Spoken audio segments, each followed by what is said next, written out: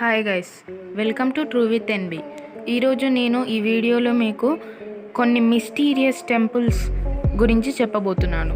Video చాలా ఇంట్రెస్టింగ్గా ఉంటుంది. వీడియోని ఎక్కడ స్కిప్ చేయకుండా చూడండి. ఇక ఏమాత్రం ఆలస్యం చేయకుండా మనం టాపిక్లోకి వెళ్ళిపోదాం. మనం నెంబర్ 5లో చెప్పుకోబోయే టెంపుల్ వచ్చేసి అనంత పద్మనాభ స్వామి టెంపుల్. ఇది కేరళలో ఉంది. ఈ టెంపుల్ కింద కొన్ని మిస్టీరియస్ రూమ్స్ అనేవి ఉన్నాయి. ఆ రూమ్స్ అన్నిటినీ ఓపెన్ చేశారు.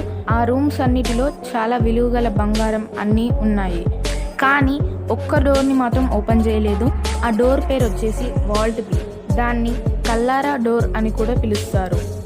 ఆ డోర్కి పెద్ద పెద్ద పాములు ఒకదానికొకటి చూసుకున్నట్టుగా ఉంటాయి. ఈ డోర్ వచ్చేసి చాలా మిస్టీరియస్ డోర్. ఆ డోర్కున్న డిజైన్ని చూసి అక్కడున్న ప్రజలందరూ భయపడేవారు. ఆ డోర్ అనేది సముద్రానికి కనెక్ట్ అయి ఉందని, ఆ డోర్ ఓపెన్ చేస్తే సునామీ వచ్చి ఈ ప్రపంచమంతా మునిగిపోతుందని ఆ ప్రజలు నమ్మేవారు. దానివల్ల ఇప్పటికీ ఆ డోర్ని ఓపెన్ చేయలేదు. అదేవిధంగా సుప్రీంకోర్టు కొన్ని కారణాల వల్ల ఆ డోర్ని ఓపెన్ చేయొద్దని ఆర్డర్స్ ఇచ్చింది. ఆ రూమ్ గురించి ఇంకొందరి నమ్మకం ఏంటంటే ఆ రూమ్లో చాలా బంగారం ఉండొచ్చు అని నమ్ముతున్నారు. ఆ రూమ్ని ఓపెన్ చేసిన తర్వాత మనకంటే ధనవంతులు ఈ ప్రపంచంలో ఎక్కడ ఉండరని నమ్ముతారు. ఇది ఎంతవరకు నిజమో ఎంతవరకు అబద్ధమో ఎవరికీ తెలియదు. ఈ విధంగా ఈ రూమ్ ఒక మిస్టీరియస్గా మారిపోయింది. నెంబర్ 4, లాతు దేవత ఆలయం ఇన్ ఉత్తరాఖండ్. ఈ ఆలయం ఉత్తరాఖండ్లోని నౌలి తల్లి అనే ప్లేస్లో ఉన్నది. ఇక్కడికి వచ్చే ప్రజలు ఆలయానికి 30 అడుగుల దూరం పాటించి దేవుణ్ణి ప్రార్థిస్తారు.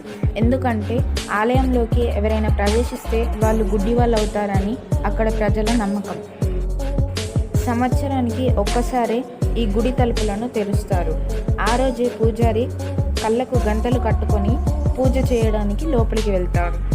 ఎందుకంటే ఆ గుడిలోని నాగరాజు నాగమణి మీద కూర్చున్నాడని, ఆ నాగమణిలో నుంచి ప్రవేశించే కాంతి కిరణాలు మన కళ్ళకు తాకి మనల్ని అందుల్ని చేస్తుందని ఆ ప్రజలు నమ్ముతారు.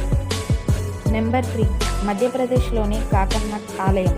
సాధారణంగా ఏ ఆలయాన్నైనా నిర్మించాలంటే సిమెంట్, అదేవిధంగా కొన్ని మెటీరియల్స్ కావాలి. కానీ ఈ గుడిని ఏ మెటీరియల్స్ లేకుండా కట్టారు.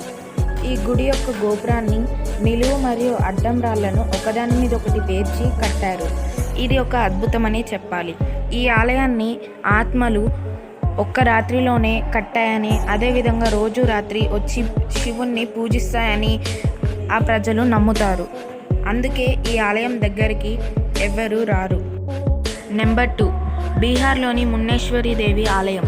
ఈ గుడి యొక్క మిస్టరీ ఏంటంటే సాత్విక బలి. అంటే ఈ ఆలయంలోని అమ్మవారికి బలి ఇవ్వాలని మేకలను తీసుకొస్తారు. కానీ ఆ మేకల ప్రాణాలు తీసుకోరు. ముందుగా బలి ఇవ్వవలసిన మేకని అమ్మవారి దగ్గరికి తీసుకొస్తారు. తీసుకొచ్చిన తర్వాత పూజారి ఆ మేకపై కొన్ని అక్షంతలు వేస్తాడు. దాంతో మేక స్పృహ తప్పి పడిపోతుంది.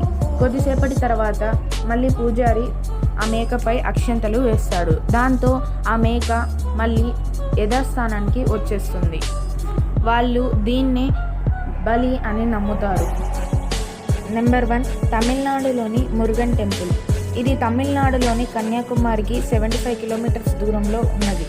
బ్రిటిష్ వాళ్ళ కాలంలో బ్రిటిష్ వాళ్ళు ఈ గుడిపై దాడి చేసి ఈ గుడిలోని చాలా సంపద, అదేవిధంగా 5 లోహాలతో తయారు చేయబడ్డ విగ్రహాన్ని తీసుకొని సముద్రంలో ప్రయాణిస్తున్నారు. అలా వెళ్తున్న సమయంలో ఆ సముద్రంలో అల్లకల్లోలాలు జరగడం, అలాంటి కీడులు వాళ్లకు జరిగాయి.